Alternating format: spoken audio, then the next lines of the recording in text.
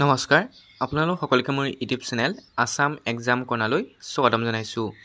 ডিব্ৰুগড় ইউনিভাৰ্চিটিৰ যি কনভোকেশ্যন আছিলে 23rd কনভোকেশ্যন সেয়া আপোনালোকৰ 26 ফেব্ৰুৱাৰীত অনুষ্ঠিত হোৱা কথা আছিলে, কিন্তু আপোনালোকৰ এতিয়া 11 মাৰ্চতে অনুষ্ঠিত হ'ব আৰু 11 মাৰ্চত অনুষ্ঠিত হ'ব।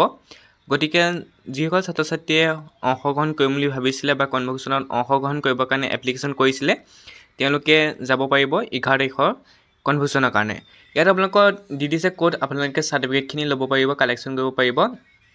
ইয়াত চাৰ্টিফিকেট নহয়, এয়া আপোনালোকৰ ডিষ্ট্ৰিবিউশ্যন অফ কালেকশ্যন আপোনালোকৰ যিখিনি সাজপাৰ দিব, যিসকলে কনভোকেশ্যনত অংশগ্ৰহণ কৰিম বুলি ভাবিছে তেওঁলোকৰ কাৰণে যি সাজপাৰ আছে অৰ্থাৎ ৰোপছ আছে সেইখিনি আপোনালোকে ল'ব পাৰিব। এইখিনি বিল্ডিংখিনিৰ নাম কৈ দিছে, আপোনালোকে চাব পাৰে।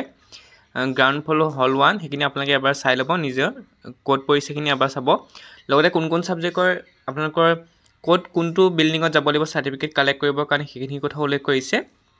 যিহেতু আপোনালোকৰ চবকে চাৰ্টিফিকেট নিদিয়ে, যিসকলে কনভোকেশ্যনত পাৰ্টিচিপেট কৰিম বুলি পে'মেণ্ট দিছিলে অৰ্থাৎ পইচা দিছিলে তেওঁলোকে সেই চাৰ্টিফিকেট আনিবগৈ লাগিব। সেই যিকেইটা বিল্ডিঙৰ নাম কৈছে বা যিখিনি ভেনু দিছে তাত গৈ আনিবগৈ লাগিব।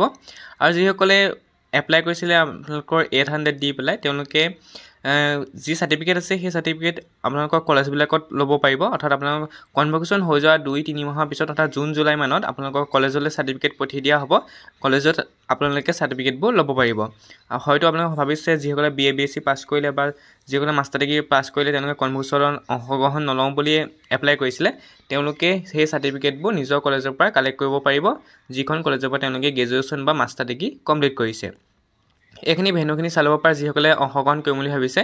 JB কলেজ অট'নমাছ আৰু NL কলেজ অট'নমাছ আৰু শিৱসাগৰ কলেজ অট'নমাছৰ কাৰণে DUIET ক'ৰ বিল্ডিং হল 2 ফাৰ্ষ্ট ফ্ল'ৰত দিয়া হ'ব চাৰ্টিফিকেটখিনি। টোটেল নম্বৰ কেণ্ডিডেট হৈছে 377।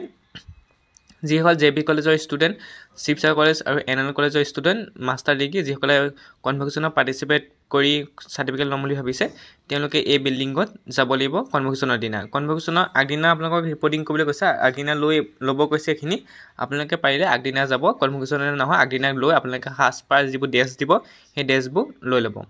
তাৰপিছত মাষ্টাৰ এইখিনি আপোনালোকৰ ৰেগুলাৰখিনি এইখিনি গোটেইখিনিয়ে যিখিনি মাষ্টাৰ ডিগ্ৰী তেওঁলোকে ক'ৰ building lecture gallery 1 first floor চব আছে। মাষ্টাৰ ডিগ্ৰী গোটেইখিনি দি দিছে ছাবজেক্ট, এইখিনি চাই ল'ব। তাৰপিছত আণ্ডাৰ ৰেগুলাৰ মোড এইখিনি মাষ্টাৰ ৰেগুলাৰ মোডত থকা education, MTTM, library and information science, pharmaceutical science, performing arts আৰু ছ'চিয়েল ৱৰ্কছ এইখিনি আপোনালোকৰ দিয়া হ'ব এইটো বিল্ডিঙত। তাৰপৰা হ'ল master sociology, Bodo, philosophy, anthropology, applied psychology, political science, geography, history দিয়া হ'ব ECE বিল্ডিং গ্ৰাউণ্ড ফ্ল'ৰত। গতিকে আপোনালোকে নিজৰ য'ত ছাবজেক্ট আছে নিজৰ ছাবজেক্টটো চাব আৰু কোনটো বিল্ডিঙত দিছে সেইখিনি আপোনালোকে চাই ল'ব।